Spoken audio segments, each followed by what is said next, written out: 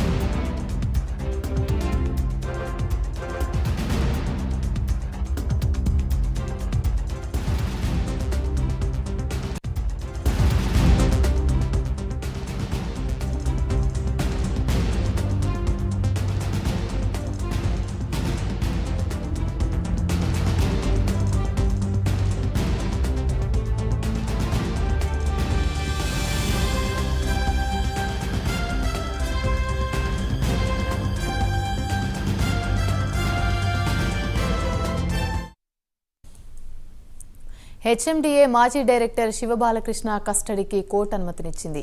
8 రోజుల కస్టడీకి అనుమతి ఇచ్చింది. ఆదాయానికి మించి ఆస్తుల కేసులో శివబాలకృష్ణ అరెస్ట్ అయ్యారు. విచారణలో శివబాలకృష్ణ లీలలు బయటపడుతున్నాయి. ఇదే అంశానికి సంబంధించి మరిన్ని వివరాలు మా ప్రతినిధి కుమార్ అందిస్తారు. కుమార్, చెప్పండి.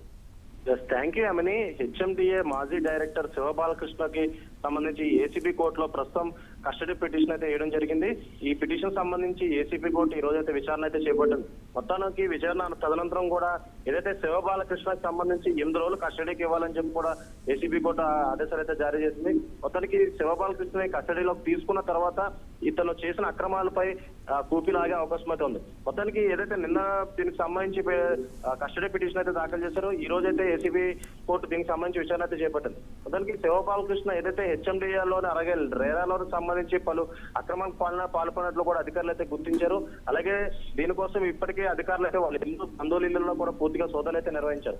ఈ సోదాల్లో కూడా చాలా మటుకు ఆస్తి పత్రాలు కావచ్చు, బంగారం కావచ్చు, నగదు కావచ్చు, ఇలా చాలా మటుకు అయితే అధికారులు అయితే సీజ్ చేశారు. వీటన్నిటి బేస్ చేసుకుని ప్రస్తుతం ఏసీబీ అధికారులు కస్టడీ పిటిషన్ అయితే దాఖలు చేయడం జరిగింది. అలాగే మరో పక్కన ఏదైతే యాంటీ కరప్షన్ బ్యూరో డైరెక్టర్ అయిన సివి ఆనంద్ ఆఫీస్ కూడా పలు బాధితులు కూడా దీనిపై కంప్లైంట్లు అయితే చేస్తున్నారు. ఏదైతే పుప్పలు కూడా సంబంధించి కొన్ని ఎంక్వైరీ చేయాలని చెప్పి, అలాగే చాలా మటుకి పర్మిషన్ లేకుండానే అక్రమంగా పర్మిషన్ ఇచ్చి లంచాలు తీసుకున్నట్లు కూడా ప్రస్తుతం ఆయనపై బోల్డ్ ఆరోపణలు అయితే ఉన్నాయి. అలాగే ఈ లంచాలు తీసుకునేది కూడా విల్లాల రూపంలో లంచాలు తీసుకున్నట్లు కూడా అధికారులు అయితే గుర్తించారు. అలాగే ఈ విల్లాలు కూడా ఏదైతే బినామీల పేరిట ప్రస్తుతం రిజిస్ట్రేషన్ చేయించుకున్నట్లు కూడా గుర్తించారు. అలాగే ఏదైతే హెచ్ఎండిఏ పొజిషన్ లో ఉన్నప్పుడు శివబాలకృష్ణ కొంతమంది ఉద్యోగులకు అయితే సెక్యూరిటీ సంతకం అయితే చేశారు. ఈ సెక్యూరిటీ సంతకం తీసుకున్న ఎవరైతే ఉద్యోగులు ఉన్నారో వీళ్ళందరినీ కూడా ప్రస్తుతం నోటీసులు అయితే జారీ చేశారు. వీళ్ళందరూ కూడా ఒకవేళ లంచాలు ఇచ్చి ఈ ఉద్యోగాలు పొందారా లేదంటే మరేదైనా ఇచ్చి పొందారా అనే కోణంలో వాళ్ళందరినీ అయితే విచారించే అవకాశం అయితే ఉంది. దానికి 8 రోజులు కస్టడీ పిటిషన్ కి అయితే ఏసీబీ కూడా అయితే అనుమతించింది. ఈ 8 రోజుల తర్వాత ఏదైతే శివబాలకృష్ణ పూర్తిగా విచారించి అతను చేసిన అక్రమాలు ఎన్నైతే ఉన్నాయో ఇవన్నీ బయట తీసే ప్రయత్నం అయితే అధికారులు అయితే చేస్తారు. Right, thank you.